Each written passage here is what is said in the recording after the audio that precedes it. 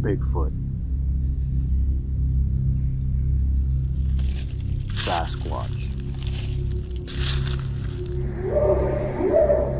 the wild man. For hundreds of years, sightings are reported throughout the country. Tonight, take a look at the legend behind the pop.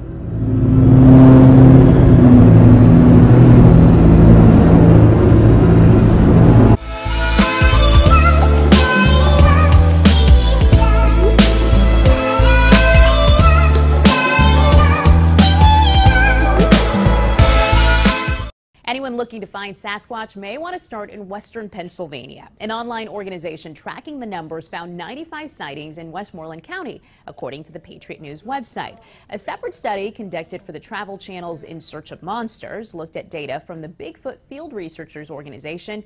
They found 23,000 sightings reported since the 1950s. The largest number of them happened in Washington, followed by California and Pennsylvania. Gilma Avalos for CBS Local News.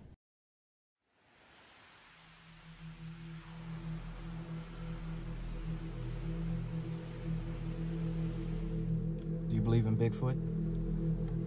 The story, the legend behind the Bigfoot has always intrigued me ever since I was young, watching the Patterson-Gimlin film. And you guys have these pops on your shelf, but do you really think about the meaning or the legend behind these pops?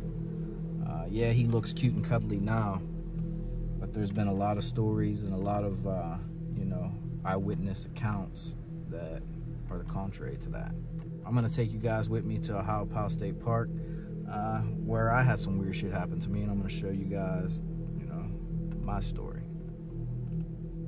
Bigfoot, man. Is he real?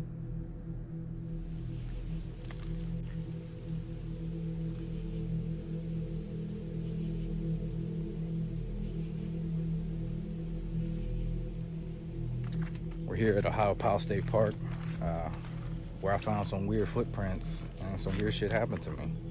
And it could be from this guy. Bigfoot, Sasquatch. For hundreds of years, a lot of people talked about this guy. And I'm here in the forest. I don't know if you guys can see way down in there.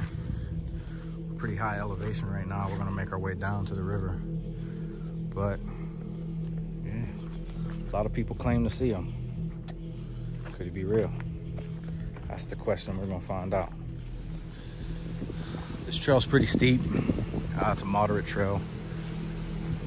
Have to hike in about 4 or 5 miles. But this is where I found the footprint. And this is where I had like a huge rock thrown at me. But we'll get into that. They claim Bigfoot has a language. From the screams to the whoops to tree knocks. What does this shit mean?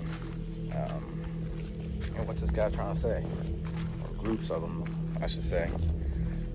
In the early 70s, Ron Moorhead recorded some sounds in the Sierra Nevada mountains. And I'll let you guys listen to it, what you think it could be.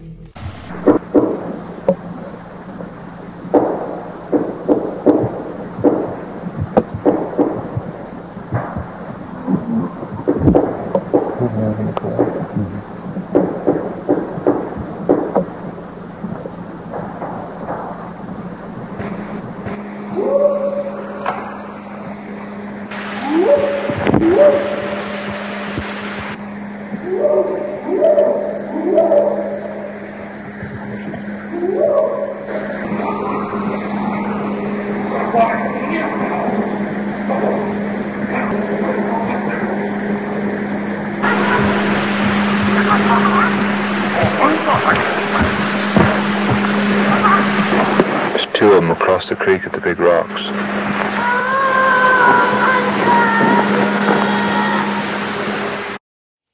Yeah, frankly, if I heard that shit in the woods, I'd probably shit my pants. But yeah, they claim that they were talking, some weird samurai chatter. I've never heard shit like that, but I have heard things that sound like it was imitating owls, doing whoops, and you hear things in the forest drop.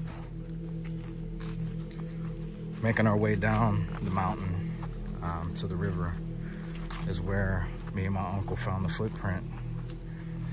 It was a three-toed print. There was other instances of three-toed print Bigfoot tracks in other states. I believe Arkansas or Texas. But yeah, it was just real weird. I wish to God that I didn't at the time put something to measure like the dimensions of, say, my foot next to it by taking a picture. But it was definitely, I wear a size 11.5, and it was way bigger than that.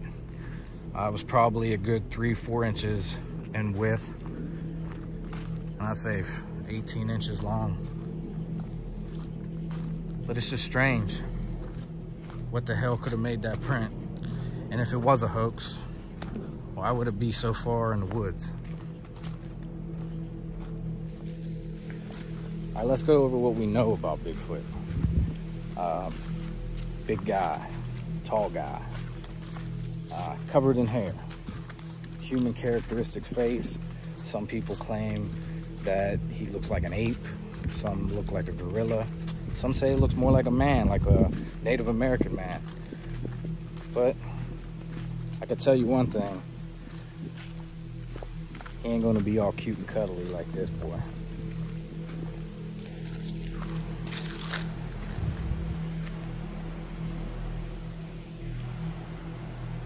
Somewhere out there, something bipedal, hairy, and we ain't talking Harry and the Hendersons, is out there, allegedly.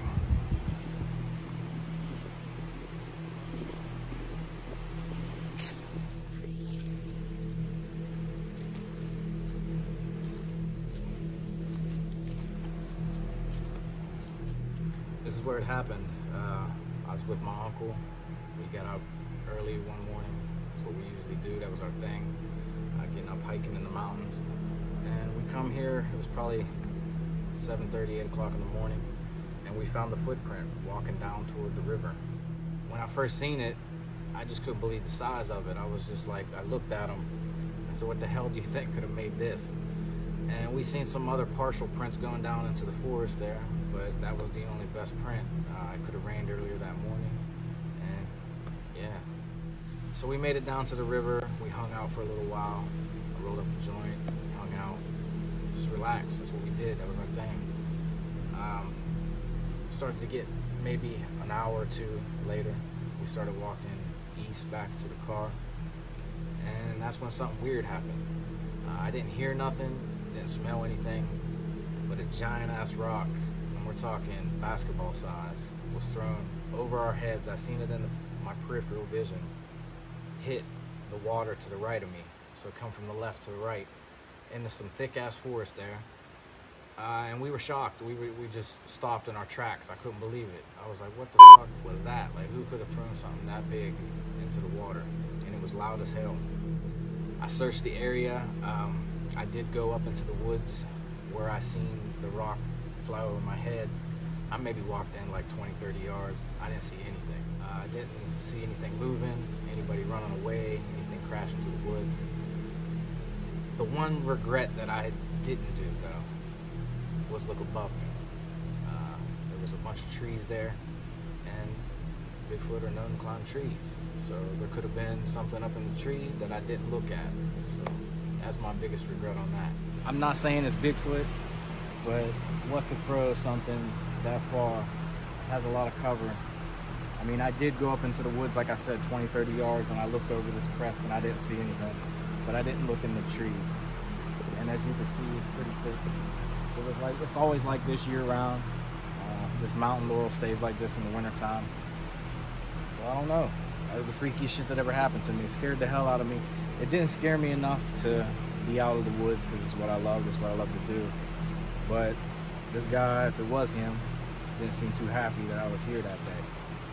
I said, we're down by the river. There's a lot of food sources here. I don't know. You guys be the judge.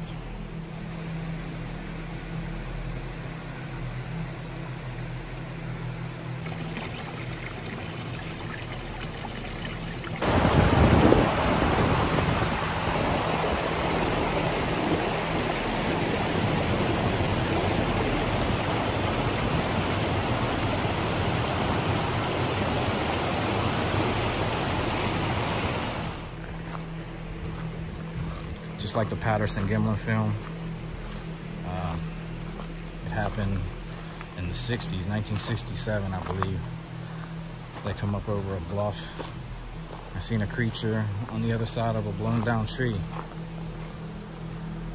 It got up, walked away, and the rest is history. Could it be real? I just want to thank everyone that hits that subscribe button, you know, that supports me, that likes this video. Like I said, if you guys like this series and you're into the unknown and the myths, hit that subscribe button, man. It helps me out. We're super close to 400 subs. And yeah, I'm doing what I love. Being out in the woods, looking for this guy. And it's just fun times, man.